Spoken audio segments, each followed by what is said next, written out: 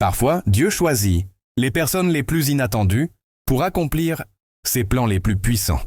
Dans cette vidéo, découvre l'histoire incroyable de Rahab, une femme au passé compliqué, mais au courage extraordinaire. Une histoire de foi, de risque et de salut au cœur des murs de Jéricho. Prépare-toi à être surpris, car ce que Dieu a fait avec Rahab peut aussi t'inspirer aujourd'hui. L'histoire se déroule à Jéricho, une grande ville fortifiée. Le peuple d'Israël, conduit par Josué, est sur le point d'entrer dans la terre promise. Avant d'attaquer Jéricho, Josué envoie 2 espions pour observer la ville en secret. Ces espions entrent discrètement dans Jéricho et trouvent refuge chez une femme nommée Rahab, une prostituée. Mais Rahab n'est pas une femme comme les autres. Elle a entendu parler du Dieu d'Israël, des récits de mer Rouge, de victoires miraculeuses et de la puissance du Dieu vivant. Quand le roi de Jéricho apprend que des espions israélites sont dans la ville, il envoie des soldats pour les capturer. Mais Rahab, avec courage et foi, cache les espions sur le toit de sa maison sous des tiges de lin.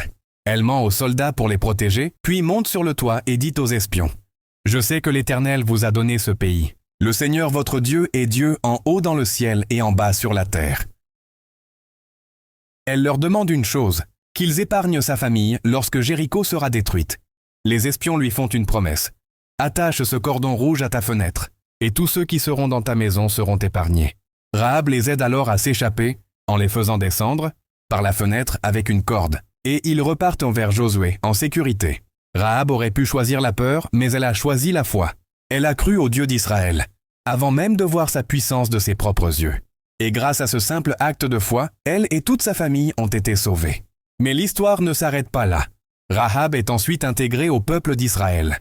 Elle deviendra même l'ancêtre du roi David, et donc une aïeule directe de Jésus-Christ. Oui, une femme au passé rejetée est entrée dans la lignée du Messie. Cela nous montre une vérité puissante. Peu importe ton passé, Dieu peut t'utiliser si tu mets ta foi en lui. Alors aujourd'hui, choisis la foi comme Rahab et laisse Dieu écrire une nouvelle histoire avec ta vie.